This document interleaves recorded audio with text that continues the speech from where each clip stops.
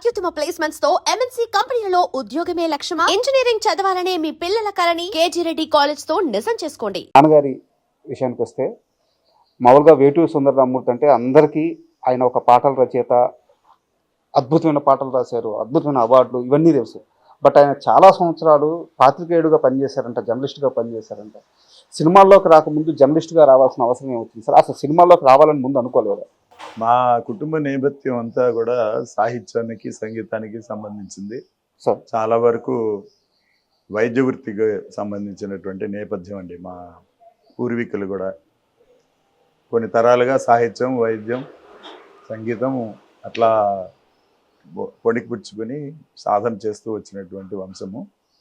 మరి స్వతహాగా ఆయనకి చిన్నప్పటి నుంచి వారి తల్లిదండ్రుల దగ్గర నుంచి కానివ్వండి, పెదనాన్నగారు వేటూరి ప్రభాకర్ శాస్త్రి గారి గురించి కానీ,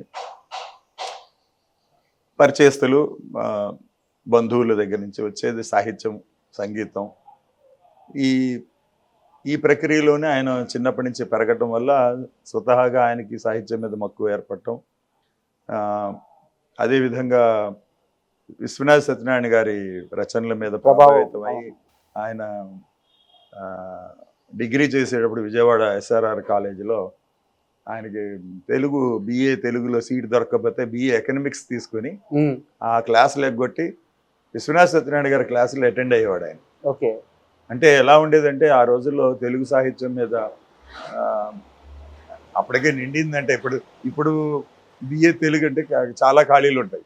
కానీ ఆ రోజుల్లో క్లాస్ నిండిపోయి బయట క్లాసుల వాళ్ళు కూడా వచ్చి విశ్వనాథ సత్యనారాయణ గారు లాంటి మహనీయులు లెక్చర్స్ ఇస్తూ అంటే వినేటువంటి రోజులు.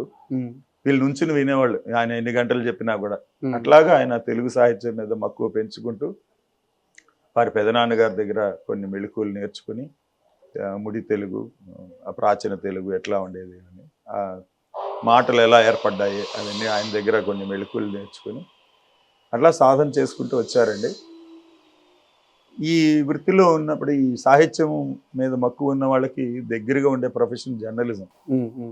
సో ఆయనకు చిన్నప్పటి నుంచి ఆయనకి ఒక 10-12 ఏళ్ల వయసు నుంచి ఆయనకి పాటలు రాయటం అంటే చిన్న మనం కూడా పాడుకుంటూ ఉంటాం ఎప్పుడన్నా.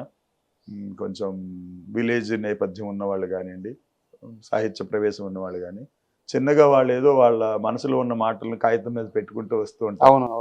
అది అందరికీ సహజంగా ఉండేటువంటి. అలాగే ఆయన విస్తృతంగా అలా పద్యాలు కానీ పాటలు కానీ రాసుకుంటూ ఉండేవాడు.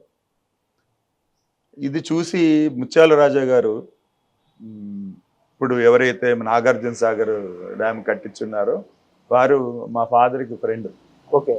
ఆయన చూసి ఇంత అభిలాష ఉంది కదా తెలుగు సాహిత్యం మీద, నువ్వు జర్నలిజంలో చేరితే బాగుంటుందని చెప్పి ఆయన తీసుకెళ్లి నార్ల గారి దగ్గర పెట్టారండి. First he joined in Indian Express English magazine, English దినపత్రికలో మెడ్రాస్లో. అక్కడ చేసిన 3 నెలల తర్వాత తెలుగు డివిజన్లో ఖాళీ ఏర్పడితే నార్ల గారి దగ్గర చేర్పించారు.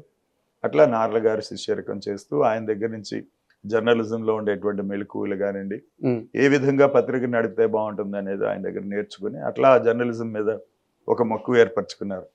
రచయితగా అంటే జర్నలిస్టుగా కాకుండానే జర్నలిజం వదిలిపెట్టకుండా జర్నలిజం సాహిత్య ప్రక్రియలు అనేక రకంగా చేశారండి. దాదాపు 32 పెన్ నేమ్స్తో రాసేవాడు ఆయన. సరే, అలాగా ఆయనకు ఒక స్వతంత్ర నియంత్రణ ఇచ్చారు పత్రికాధిపతి శంభుప్రసాద్ గారు. దాంట్లో ఆ క్రమంలో సినిమా వాళ్ళని, సినిమా సెక్షన్ కాబట్టి చేస్తూనే జనరల్ సెక్షన్ కూడా ఆయన ఆర్టికల్స్ రాస్తూ ఉండేవాడు. ముళ్ళపూడి గారు దాన్ని ఎంకరేజ్ చేసి ఆయన చేత చాలా స్నేహంగా ఉండి చేసేవారు. అలా ఈ సినిమా వారితో పరిచయం ఆంధ్రపత్రిక నుంచి ఎక్కువ జరిగిందని చెప్పచ్చు. అంతకు ముందే ఉంది, కాకపోతే ఎక్కువ ఇంటిమెసీ ఏర్పడటానికి రామారావు గారు కానీ, నాగేశ్వరరావు గారు కానీ, నాగయ్య గారు ఇలాగా పెరుగుతూ వచ్చిందనమాట. ఒక చిన్న డౌట్, వేటూరి గారు జర్నలిస్ట్గా ఉన్నప్పుడు ఈ సినిమా డిస్ట్రిక్ట్ వచ్చిన తర్వాత ఎన్టీఆర్ గారిని, ఏఎన్ఆర్ గారిని విరివిగా కలిసేవారు. కలిసినప్పుడు ఎన్టీఆర్ గారు ఈయన సాహిత్యము, ఈయన రచనా శైలి ఇవన్నీ చూసి నువ్వు సినిమాల్లో ఖచ్చితంగా ఎంటర్ అవ్వాలి, సినిమాల్లో నువ్వు రాణిస్తావు, వెళ్ళి వాళ్ళని కలువు వీళ్ళని కలువు అని కొన్ని పేర్లు చెప్తుంటే ఈయన వెళ్ళి కలిసేవారు కాదంట, వాళ్ళని మీట్ అయ్యేవాళ్ళు కాదంట.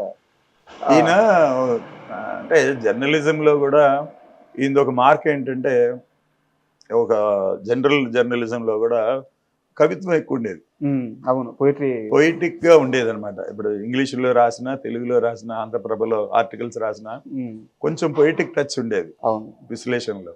అట్లాగే ఆంధ్రపత్రికలో కొంచెం ఎక్కువైంది. ఆయన బాగా ఎస్టాబ్లిష్ చేసుకోగలిగాడు. ఆయన సంపూర్ణంగా తాను ఏమిటనేది తాను పరీక్షించుకోగలిగాడు. ప్రేక్షకులు కూడా అంతగా ఆదరించారు ఆ రోజు. పాఠకులు ఆదరించారు. ఈ ప్రక్రియలో ఆయనకి కొంచెం కొంటె ఊహలు ఉంటాయి. అంటే ఎవరు ఏం చేయకూడదో ఆ చేయించడం అనమాట.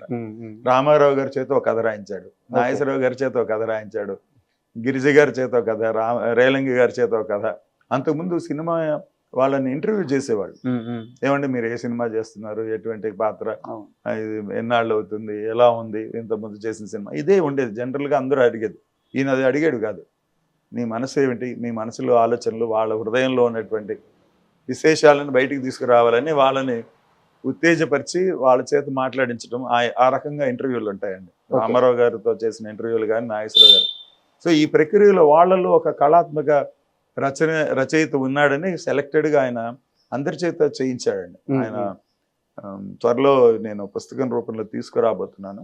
ఓ సూపర్. రామారావు గారు రాసిన కథలు, నాగేశ్వరరావు గారు రాసిన కథలు, గిరిజ గారు, రేలంగి గారు, గుమ్మడి గారు, వీరందరి చేత వారి మనసులోని మాటను, అంటే వారి వృత్తిపరంగా కాకుండా వారి స్వతహాగా వాళ్ళ ప్రవృత్తి కానీ, నేపథ్యం కానీ బయటపెట్టేటువంటి, వెల్లడించేటువంటి శీర్షికలు చేశారు. చాలా ఇంట్రెస్టింగ్ బుక్ అవుతుంది. అవునండి. ఎందుకంటే రామారావు గారు కథ రాశారు అంటే అది కొత్తగా ఉంటుంది, ఆయన ఏం చెప్పుంటారని. అలాగే రామారావు గారిని ఇంటర్వ్యూ చేసినప్పుడు ఏమి విషయాలు చెప్పారు అది కూడా చిత్రం. అంటే దాంట్లో ఒక మనిషికి, ఒక ఆర్టిస్ట్గా మనం సినిమా తీసేస్తే వాళ్ళ మనసులో ఉండేటువంటి వేదాంతం కానీ, దైవ హ్యూమానిటిక్ మానవత్వపు విలువలు కానీ ఇవన్నీ బయటపడతాయి. సో ఆ రకంగా ఉంటాయండి ఆయన ఇంటర్వ్యూస్ వాళ్ళతో. ఓకే. అట్లాగా దగ్గర అవ్వటం. తర్వాత ఈయన రాసినటువంటి కొన్ని ఆర్టికల్స్ చూసి రామారావు గారు చాలా ఏళ్లకు ముందు నుంచి ఆయన పరిచయం. అంటే ఒక రకంగా చెప్పాలంటే రామారావు గారు ఫస్ట్ టైం సినిమా వచ్చినప్పటి నుంచి ఆయన పరిచయం. ఓకే. మా నాన్నగారి మేనమామ ఆయన సినిమాకి రావడానికి దోహదపడ్డారు. అప్పటి నుంచి వాళ్ళిద్దరికి పచ్చిమిరపకాయ బజ్జీల సాన్నిధ్యం ఒకటి ఉంది. అంటే ప్రతి సాటర్డే సండే ఆయన ఖాళీ ఉన్నప్పుడల్లా వచ్చి వీళ్ళందరూ మీట్ అయ్యి పచ్చిమిరపకాయ బజ్జీలు వేసుకు తినేవాళ్ళు సాయంకాలాలు. అది చిన్నప్పటి నుంచి ఉంది. సో ఆ ఇంటిమసీ, ఈ పిల్లాడు ఇలాగా ఇంత బాగా రాస్తున్నాడు, ఈయన శైలి బాగుంది, పొయిటిక్ నేచర్ అనేప్పటికీ ఆయనకి చాలా ఇష్టం రామారావు గారికి. అందుకని ఆయన చాలాసార్లు ప్రోద్బలం చేసి ఫస్ట్ 1960-61 పెండ్లి పిలుపు సినిమాకి పెట్టారు ఆయనే. ఆయన ఎవరికి చెప్పలేదు, ఆయనే మీరు ఈ సినిమాకి చెయ్యండి అని. అక్కడ ఆత్రేయ గారు దాని కథా మాటలు రాస్తూ అంటే ఆయన చేసి వీళ్ళు ఒక వర్షన్ రాసి ఇచ్చారు.